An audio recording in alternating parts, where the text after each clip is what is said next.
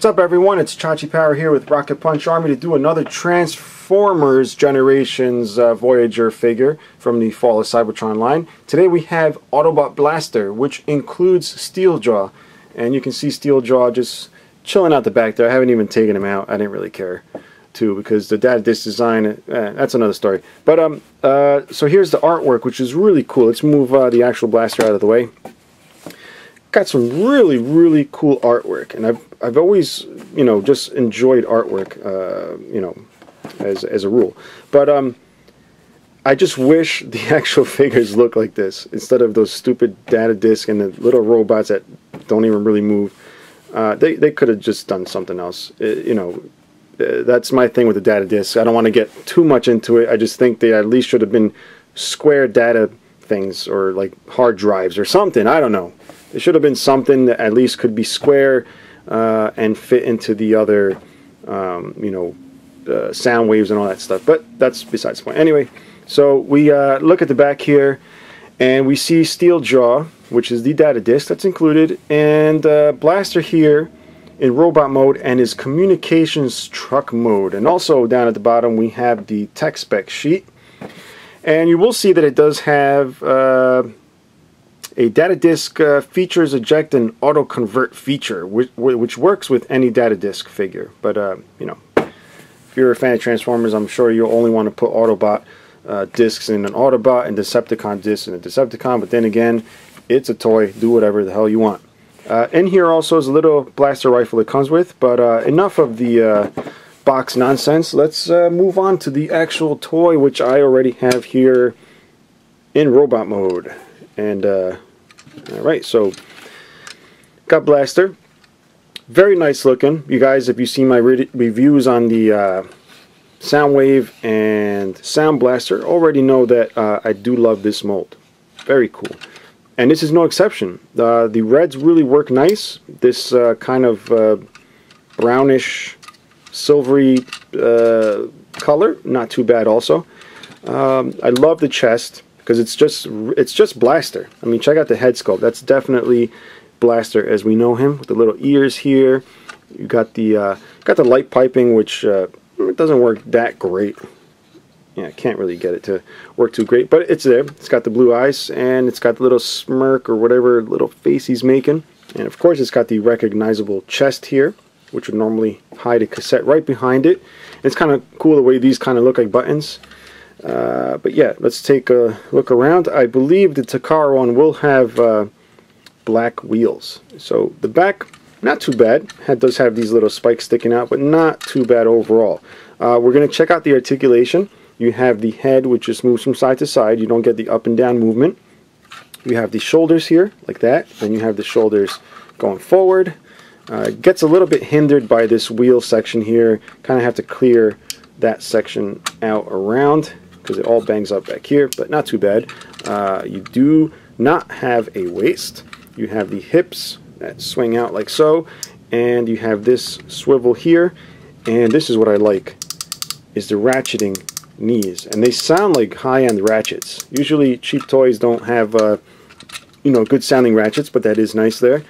And you got the feet that just move around like so. And did I show you the elbows? No, I did not, of course. Then you got the bicep swivel, then you got the ratcheted again elbows, and the hands are just moving in and out, and they just rotate this way. So decent articulation. Next, we're going to check out Steeljaw, which you see here in his animal form, his robot animal form. Again, not a big fan of this whole data disc thing. I think that really kind of hinders, and it's really just the auto eject thing too, the auto transformation, which kind of really hurts the you know, the design. I think they have to make a bunch of compromises to make that work. I really think it's pointless. I think they should have been done as instead of data disc, like maybe hard discs, which I guess are becoming obsolete also.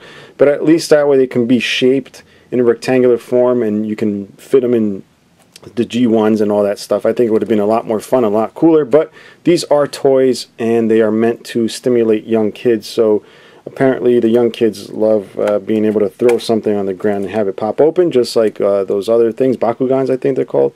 But yeah, so Steeljaw. And let's put this into his data disk mode so you can check out how it pops open. And then we'll put him in data disk mode and fit him into Blaster in just a moment. Have to fiddle around with these things here, get them sort of round shaped, and there we go. Data disk, alright. So thick data disk, so not a lot of technology there, I guess. They can't make them thin. But this is a data disk right here. And you simply just throw it on the ground, pops open, and it's not fully transformed. You do have to mess with the legs here, bring them around, and then you have to bring the tail out like so. Alright, so now what we're going to do is check out the data disk feature in Blaster. So let's move up to Blaster here.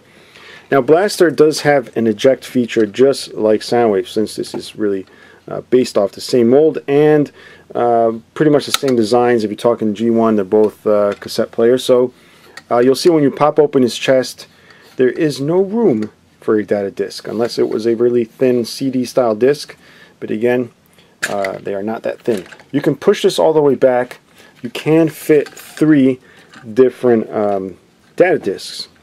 For this review, we're only going to have this one to check out, so you don't have to push this all the way back in, because what happens is this section pops out that far when you have 3 discs in there. So it kind of takes up a lot of display room, which I do not like, which I have very limited display space. But alright, so we'll get that.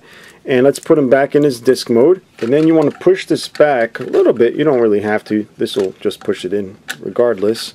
And you can close that up. And then now he's stored inside a Blaster here. Now if you wanted to auto eject him, bring this up and you kind of like push this like that, and then nothing really happens. But the idea is for the data disk to land on this button right at the bottom, which if you see, if I push it, it will auto transform steel jaw.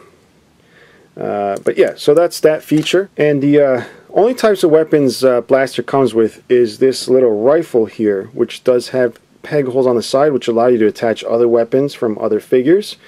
But for this purpose here, we are just going to attach it to his hand so you can see what it looks like. And of course I made the hand hide, so let's use this one. There you go. And the Blaster is not too bad looking. Usually they make blasters I really don't like. This one's not too bad. What we're going to do now is go ahead and transform Blaster into his vehicle mode, because this is a modern version of Blaster. It does not turn into a cassette. No one uses cassettes anymore, not even me. Now since he is based off the Soundwave mold, I do want to show you Soundwave next to Blaster so you can see all the parts they share. You'll see for the most part the whole lower section and arms is identical, even the crotch area here. But once you get to the chest, you will see that there are molding differences. You got those 3 claws here on the Soundwave, and then you have just like the buttons looking thing here, and of course the chest. And the biggest difference is probably the face sculpt. And then of course you have different face sculpts. And if we turn it around back, pretty much identical. And then just for fun, we'll throw him in with his case partner here, Grimlock. So these guys are part of that new Voyager wave. You will find more Grimlocks than you will Blasters here, because I think there's only 1 per box of this guy and the rest are Grimlocks. But yeah, so vehicle mode is very simple. Simple if you've already have the Sound Blaster and Soundwave molds of this. So we'll go ahead and do that. So here's Blaster in his vehicle mode. Transformation is actually pretty fun. It's simple without being overly so. I didn't do it in this video because I've already done it for the Soundwave review. So if you want to see the transformation, check that out. But the vehicle mode looks good. Kind of like it. It's a little strange. I'm a big car guy. I usually like cars with you know, functional looking designs. But you know, obviously this is alien, but not too bad. Not too bad. A lot of like crap going on, for lack of a better word. But still, overall, not too bad. The only thing I don't like is this right here. It's supposed to stay like that, I guess, and it just really doesn't. It's got a little seat here for, I guess, a little human. Yeah, and I think the Takara one has black tires. This has gray tires, but it does have Nice painted gold rims there. Does have a few paint apps here, the blue, the red, got the black going on here in these vents. Again, this doesn't really stay there. You can just flatten it out like that, but it looks kind of weird. Let's get this back where it's supposed to go. Hopefully it'll stay there the rest of the review. And you got a little yellow pinstripe right here. Alright, so, but something about it still looks plain, I guess, looking at it from the top. The plastics, again, I always refer to them as soapy. They kind of look like they're carved out of soap. It's good plastic. You know, I'm not going to say it's cheap plastic, but you can tell that it's a different type of plastic that's been used, that hasn't been used in the past other Transformers. So it takes a little getting used to if you're used to handling other Transformers, but overall not too bad. Anyway, a lot of blabbing right there. You do have the eject, you know, disc feature here. We open that, and you'll see in this mode you can fit all three without anything weird sticking out the back. We'll go ahead and do the disc mode here, data disc mode for Steel Jaw, so we can check out the disc launch feature. Just go ahead, pop this inside. Alrighty, let's go. Pop it inside. Now once we have it inside, again, just pop this open, and then the seat should fly forward like this, but Steel Jaw does not really want to come out. So this happened to be like something else I saw in other reviews, and you'll see I'm just completely just messing it up trying to take it out.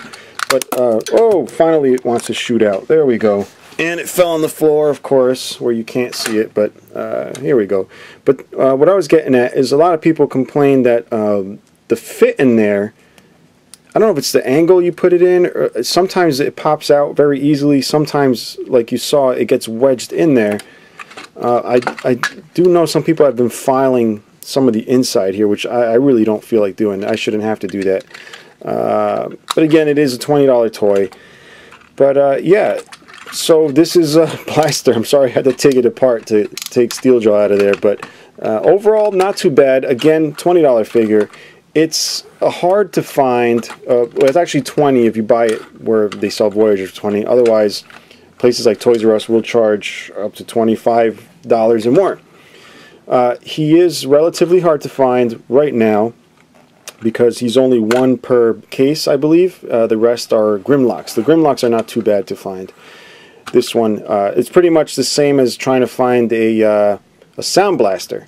So, yeah. So here we are, Blaster, 20 bucks. Oh, and before we do go, I do want to show you that the rifle can tab on the top right there. So the little guy that sits there will have a place to shoot his guns. If you guys have any questions or comments, please leave them below. And till next time, bye-bye.